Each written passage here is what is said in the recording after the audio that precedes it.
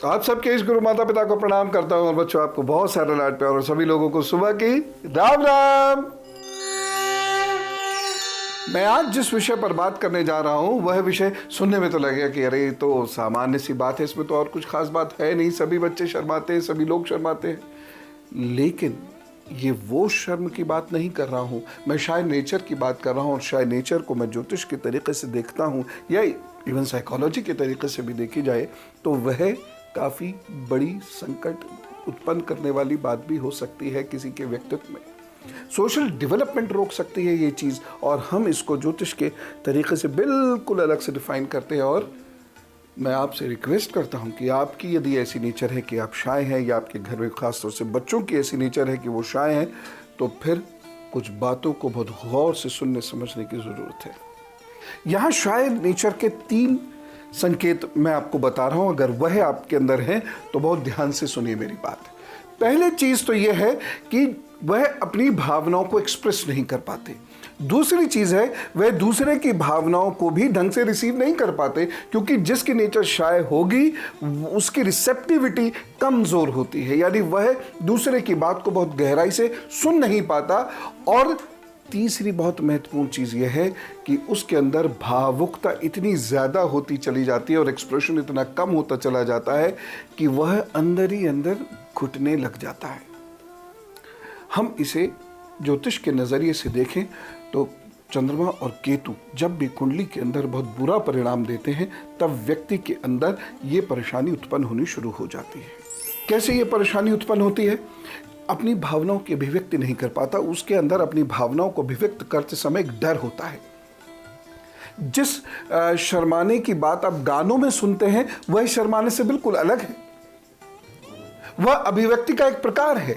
लेकिन यहां जो हम बात कर रहे हैं वह यह है कि अभिव्यक्ति हो ही नहीं पा रही है, संप्रेषण हो ही नहीं पा रहा, कम्युनिकेशन एस्टैब्लिश नहीं हो पा रहा है, क्योंकि व्यक्ति अपनी बात कह नहीं पा रहा। और यदि बच्चे के अंदर ये बात निकाली नहीं जाएगी तो आगे जाकर ऐसा बच्चा अपने सोशल बिहेवियर में बहुत कमज़ोर होता चला जाता है, घुटन होनी शुरू होती है। और बहुत शर्मीले बच्चों को आप देखिएगा कफ के या ठंड के गंभीर रोग आगे जाकर हो जाते हैं, क्योंकि चंद्रमा डिस्टर्ब्ड है। और दूसरी चीज़ यह है कि वह दूसरे के संप्रेषण को सुन नहीं पा रहा, क्योंकि उसके अंदर एक भय है जो उसके व्यक्तित्व में स्थिरता और स्थायित्व नहीं दे रहा है। यानी केतु वह किसी व्यक्ति की बात को पूरे गौर से सुनेगा नहीं, वहां से भागने की कोशिश करेगा, वो आधी बात सुन के वहां से हटने की कोशिश करेगा, क्योंकि आंख से आंख मिलाकर वह बात नहीं कर पा सकता। इसीलिए ये 3 लक्षण यदि हैं किसी व्यक्ति के अंदर, वो बड़े स्त्री पुरुष हों या वो बच्चे हों, तो ध्यान दीजिए। मैं आपको कुछ उपाय बता रहा हूं, क्योंकि यह बात अगर दूर नहीं हुई तो व्यक्तित्व बेहद कमज़ोर रह जाएगा। कमज़ोर रह जाए उसमें ऐसी कोई समस्या की बात नहीं है, लेकिन मानसिक रूप से यह कोई बीमारी उत्पन्न कर सकता है।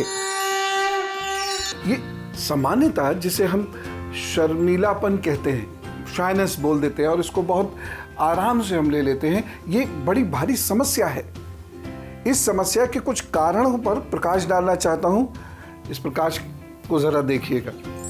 शर्मीलापन ये जेनेटिक भी हो सकता है, अनुवांशिक, पीढ़ी दर पीढ़ी चली आती है बात। और कई घर आपको ऐसे मिलेंगे जिसमें लोग अपने मन की बात कह ही नहीं पाते, संकोच करते हैं, हर बात में संकोच करते हैं। तो ये जो शब्द होता है ना, संकोच करना, शर्मीलापन, मूलतः ये मानसिक कमजोरी है, क्योंकि आप समय पे अपनी बात कह ही नहीं पाएंगे, अपने भावों की अभिव्यक्ति कर ही नहीं पाएंगे और दूसरे की बात को ढंग से पेशेंटली सुन नहीं पाएंगे, जिसकी वजह से आपके सामाजिक संबंध बेहद कमज़ोर होते जाते हैं और आप जैसे नहीं होते हैं, लेकिन फिर भी आपकी छवि लोगों में वैसी पहुंचती चली जाती है। इसीलिए मैं इस बात पर बहुत ज़ोर दे के कह रहा हूं कि यदि आपके अंदर ये समस्या है तो उपाय मैं बताऊंगा, आप इसे ठीक कीजिएगा। बच्चों के अंदर खास तौर से आपके घर की ये समस्या है तो इस समस्या से निजात पाना ही होगा, अन्यथा आपका सोशल एडजस्टमेंट धीरे धीरे धीरे धीरे कमज़ोर होता चला जाएगा। सोशल एडजस्टमेंट के बारे में मैंने शनि, चंद्रमा और केतु को लेकर एक दिन आपको बहुत अच्छे से समझाया था ना, ध्यान है? और आपको ये पता था कि कहीं भी किसी व्यक्ति के व्यक्तित्व में यदि सोशल एडजस्टमेंट वीक है तो वो आगे जाकर किन किन मनोविकारों का शिकार हो सकता है। इस पर और डिटेल से बात करेंगे। कुछ उपायों का ध्यान जरूर रखें। और फटाफट इसको नोट कीजिए। सबसे इम्पॉर्टेंट बात यदि बच्चों के संबंध में कहें उन्हें, तो पेरेंट्स बहुत ध्यान रखें अपने बच्चों के और अपने रिलेशंस का।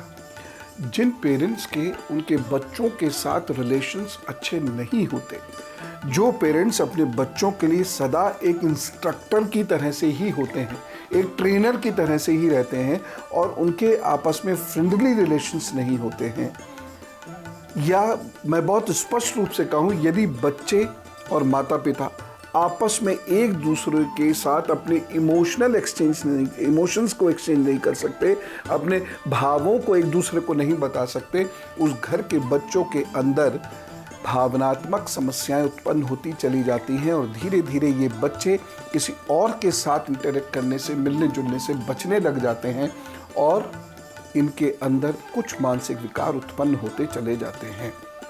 इसमें जो सबसे बड़ी भूमिका है वह है माँ की। हम चंद्रमा को मजबूत सदा माँ से करते हैं, कुछ पहनने वगैरह से इसमें कोई बहुत विशेष लाभ नहीं मिलेगा। माएँ अपने बच्चों को अपने बाएं बिठाएं और अपना स्पर्श दें उन्हें। इस प्रकार से स्पर्श देकर बैठें, बात करें। लंबे समय तक ये एक दिनचर्या का हिस्सा ही बनाकर काम कीजिएगा। इसमें साल 2 साल लगेंगे, क्योंकि मानसिक विकार इतनी जल्द ठीक नहीं होते। शारीरिक विकार बहुत जल्द ठीक हो जाते हैं, लेकिन मन को ठीक होते होते या विकारों को दूर होते होते बहुत वक्त लग जाता है। इस प्रकार से आप बैठिए, धीरे धीरे आप उनसे बातचीत करते रहिए और आप खुद महसूस करेंगे एक वक्त के बाद बच्चे के अंदर परिवर्तन आ रहा है। वह आपसे अपने इमोशंस के बारे में, अपने भावों के बारे में अपनी अभिव्यक्ति करने लगा है। फिर धीरे धीरे आप देखेंगे वह दूसरों से भी बातें करने लगा है। फिर और धीरे धीरे देखेंगे कि वह दूसरों से बहुत खुल के बोलने लगा है। जब यह हो जाए समझ लीजिए आपका काम पूरा हो गया। लेकिन इसके साथ कुछ और उपाय भी करने बेहद आवश्यक हैं, क्योंकि ये वो विकार है जो समय रहते यदि नहीं निकला तो जीवन में बहुत घुटन होगी। जो बड़े लोग हैं वो मेरी बात को समझ रहे होंगे। वो सारे लोग जो अपने ही अंदर घुट के रह जाते हैं, अपनी बात को किसी से कह नहीं पाते हैं, या कोई उनसे कुछ भी कह जाता है और वह उसका उत्तर नहीं दे पाते हैं, ऐसे लोगों को कितनी घुटन अपने अंदर होती होगी। बच्चों में ये विकृति मत आने दीजिएगा।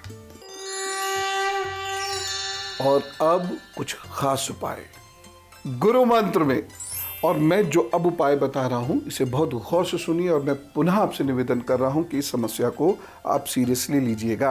अश्वगंध, यह हर हालत में ऐसे लोगों को खानी चाहिए जो ज़रा ज़रा सी बात पर बहुत शर्मा जाते हैं और इस तरीके से वो शाये हो जाते हैं कि अपनी बात कह नहीं पाते, दूसरे की बात सुनते नहीं हैं और वह लोगों के बीच में से हट के कहीं चले जाना चाहते हैं, कहीं साइड में जाकर खड़े हो जाना चाहते हैं। अश्वगंध का सेवन आपको ज़रूर करना है।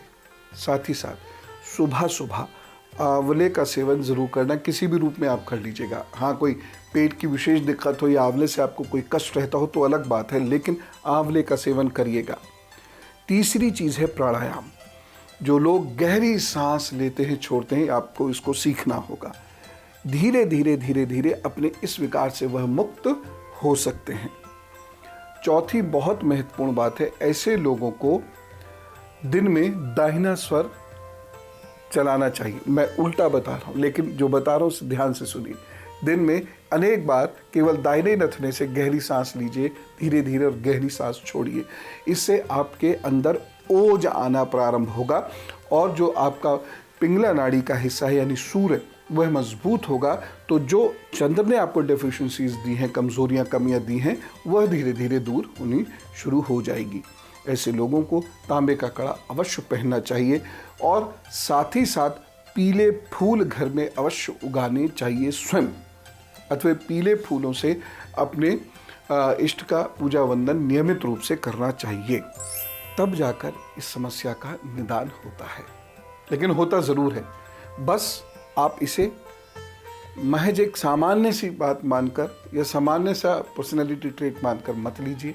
ये एक गंभीर मुद्दा हो सकता है। आप खूब खुश रहे और आपकी अभिव्यक्ति बहुत अच्छी हो, जिससे कि आपको सफलता जल्दी जल्दी मिले। इसी कामना के साथ चलो, राम राम, नमस्कार।